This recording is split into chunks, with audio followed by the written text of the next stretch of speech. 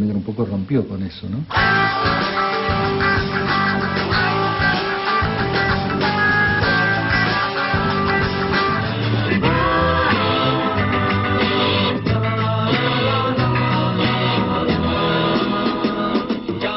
En Almendra se dio una particularidad que creo que trascendía bastante más el hecho de la composición, que era, nosotros compartíamos todo, las decisiones de lo musical, los cuatro, inclusive Rodolfo, que te digo que no es destacado como compositor, ¿viste?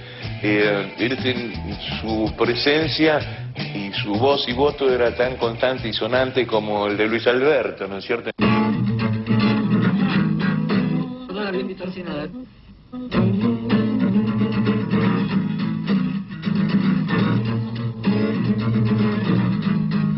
Es una inversión de un la bemol séptimo mayor, así. Es como, ¿entendés? Marco, como si fuera un do menor con el la bemol en la sexta. Sí.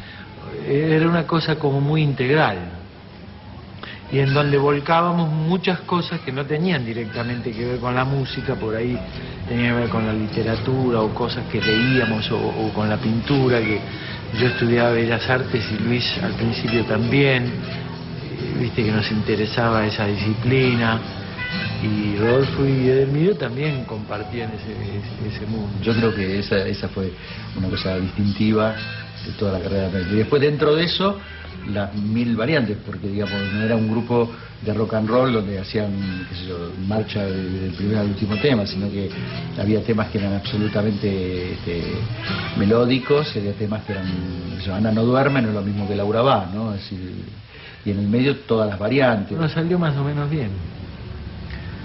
Tira, tira, tira, hermano Pedro.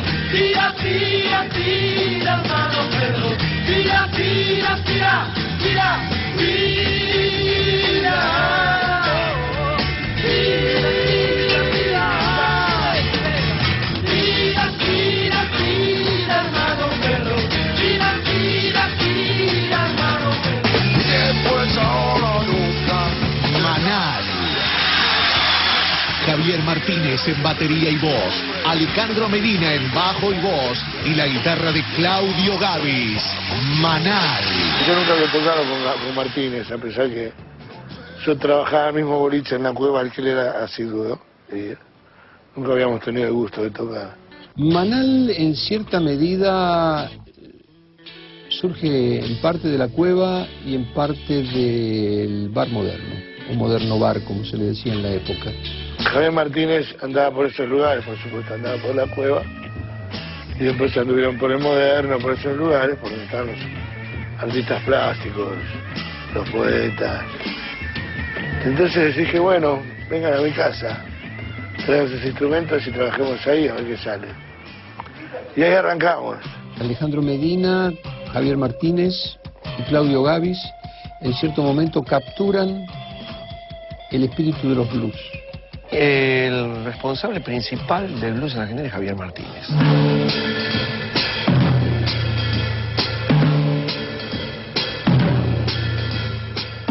Por una cuestión artística, fue un personaje muy particular, porque en los 60 él estaba en el Ditela, pertenecía a una parte de una movida cultural bastante interesante. Entonces el tipo era como un tipo que venía de la generación beat, así con su cultura, ¿no? El esfuerzo que hizo Javier de expresarlo de manera autóctona. Y que le puso al blues, aparte de la voz, le puso toda una temática que me parece que arrancó ya muy arriba. No se volvió a tocar toda esa temática después en el blues. Se agarró demasiado, se esquivó un poco toda la parte interesante, filosófica, ¿no? Y él le puso como una metafísica al blues. Eso estuvo bueno. No puedo más vivir en la ciudad, entre humo y soledad. Dan una identidad cabal del vivir en Buenos Aires, del sufrir en Buenos Aires, de estar en una época represiva y hacer los blues de la amenaza nocturna, de no dejarse tentar por la violencia. Era un momento muy copado. Ahí apareció un Ganía, ¿viste?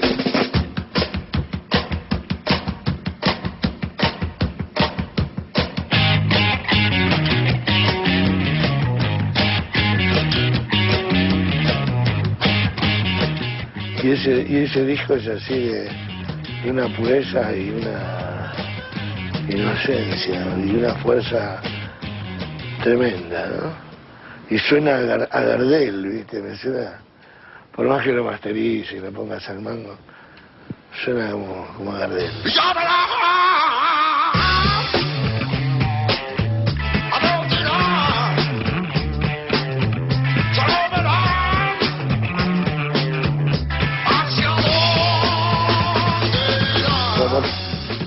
Aparecen esas canciones,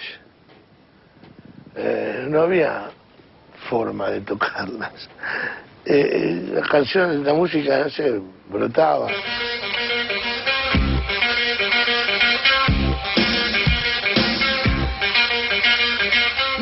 Manal en vivo era muy diferente a como era en disco. O sea, Manal improvisaba durante 15, 20 minutos en un tema. Y para mí era muy excitante.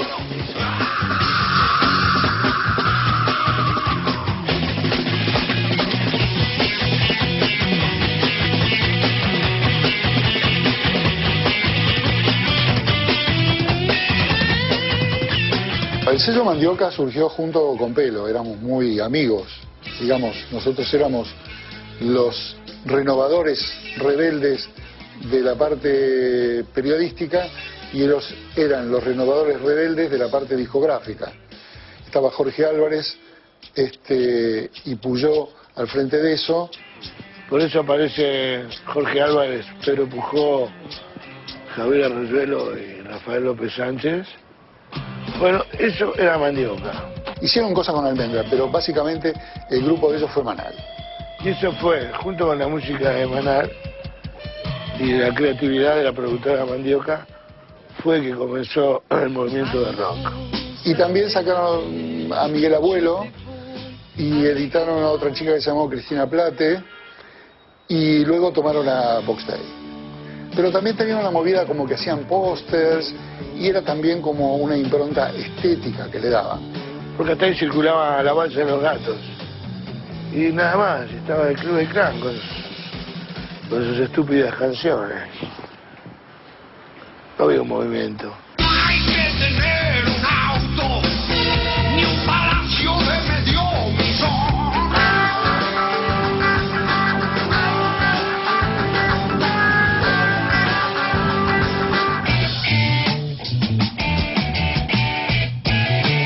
Mientras el blues y el rock reflejaban la vida urbana, otros jóvenes se reunían para vivir la vida en comunidad. Arcoíris, guitarra y voz de Gustavo Santaolalla, los vientos de Ara Tocatlián, batería y percusión de Horacio Llanelo, Guillermo Bordarampé en bajo, Arcoíris. Hubo experiencias de comunidades un poco más situacionales, como la cofradía de la Flor Solar en La Plata, de la cual salieron figuras como Cubero Díaz o Jorge Pinchevsky, por mencionar un par, o Arcoíris, de donde salieron Ara Tocatlián y Gustavo Santaolalla. La música de Arcoíris era una música también experimental, entroncaba con lo que fue Los Abuelos de la Nada. Era una música experimental que, como bien después se ve en la producción general e histórica de Gustavo Santaolalla, tomaba de muchas fuentes y no solamente de la del rock internacional.